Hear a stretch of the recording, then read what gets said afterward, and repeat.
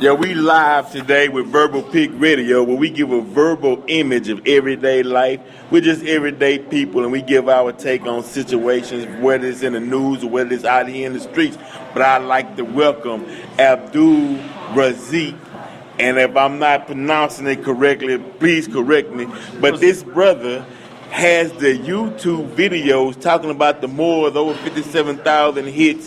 When you get gathering into knowledge of self, trust me, you will run across this brother's work. I'd like to welcome you to the show, and if I'm not pronouncing your name right, correct me, brother. Welcome to the show. Thank you, brother. Actually, it's Razak. Razak. Okay. Razak. Yes, sir, man. And I'm not above reproach. But definitely, now, we got a lot, and if you're in here in the northern background, whenever we do a take, it's real and it's live, and at that moment in time, if the energy is there, we roll with it, because everyday people, we out here in environment, in society. But I'd like to just get your quick take on all of the incidents and things that's taking place within race, and why is it taking us so long to figure out the game? Well, I don't think we have figured out the game yet. Because in my opinion, especially the current events, it's all a game. Right. It's just a game. It's all manufactured. It's all a rouge. It's a stage to divide the masses on the lines of race. Now let me ask you this question. Now we know two things can occupy the same space at the same time, right? Mm-hmm. So is it done to keep the system of white supremacy in control, or is it done to make the masses robots so they can just be controlled for corporate interests? Or because it has to have a gas in the engine to keep this thing moving forward for a purpose. Sure. The latter. Okay. Keep the people controlled. Mass zombies. Right. Social engineering. White supremacy died years ago. It's a dead dog. Okay. If anything, they're trying to promote, in a subtle sense, just at the ground levels of it, they're trying to bring up a black supremacy, but it's right at the grassroots of it. White supremacy died years ago. That's why the average white man out here is pissed and mad.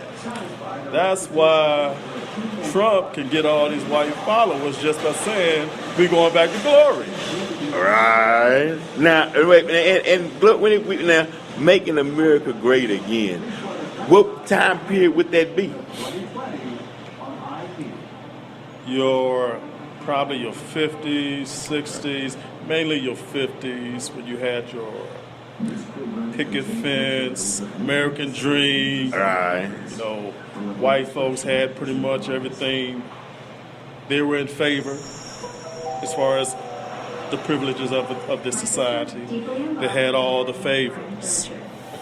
Racism was in their favor. Everything was in their favor. The whole media, the whole cultural landscape was white. Right.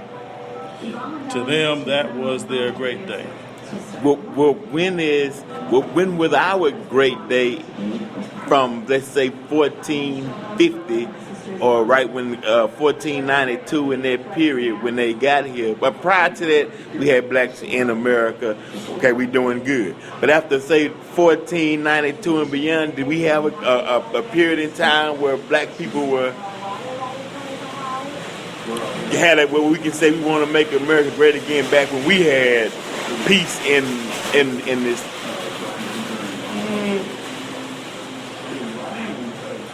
Relatively, I would say, as far as anybody having a greatness due to their particular race, first of all, that's a new concept.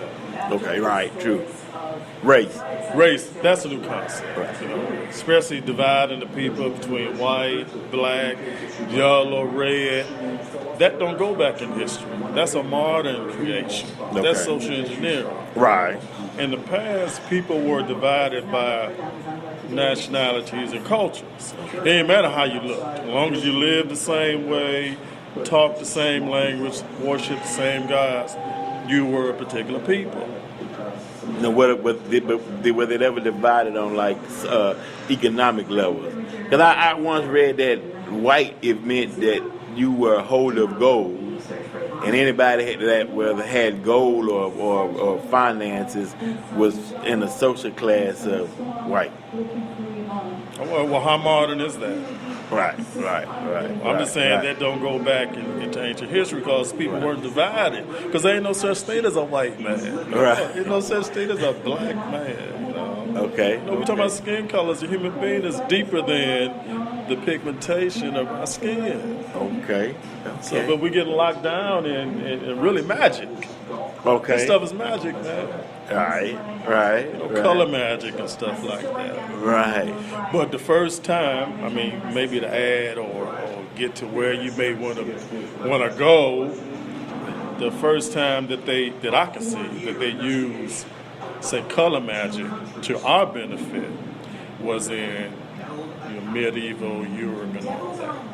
And that's where you see all the coats of arms and your black Madonnas and a lot of your kings and all that. Your royal families had black people. Right. You know, In imagery. Right. You know, and no one really talks about that. No, but why don't they put that knowledge out? But or do you think it would be beneficial for the youth to understand these concepts? Yes and no. But And no. It's not beneficial. Well, if you're sick and doctor come to you and give you medicine, all right, you start taking this medicine, you become well, and you're still taking the medicine, what's going to be the outcome of that? Right. Eventually, you will outlast the medicine, or the medicine will wear off in time. If you still sick, and you taking it, you would need some stronger dosage. Or the medicine itself will make you sick. Right. It's going to make you sick. What cures you, if you keep taking it after you have become well, it probably can make you sick. Right. So a lot of Afrocentric teachings, I won't be specific, but a lot of that came as a remedy to help us in our condition being under past white supremacy. So we were given a black supremacy or history that glorified the black side of things. Okay. Even to the point where we negated the white God that they gave us, and we were given our own deity, Right. or black being God. Vice versa, and white man being the devil. Right. Because that's what we were taught for centuries here in America, Right. under Western religion. Right. But now, did they have the actions though to prove that point? The point I'm getting is they use one medicine to conquer another. Right. Now, even on TV, when they start advertising all these medicines for one ailment, it has a whole list of side effects. Right. Right. So I'm saying, in the grand scheme of things, there is no superiority of any race over another. We all human race. My heart, matter of fact, that's one of the leading, they say, industries on the planet as far as organs. Do you know that? Okay, right. But now, So a Chinaman heart, a Russian heart. If I need a heart, I can take any of them hearts. Okay. I can take anybody's blood, no matter what race they are, right? Okay. So the human race is one race. Okay.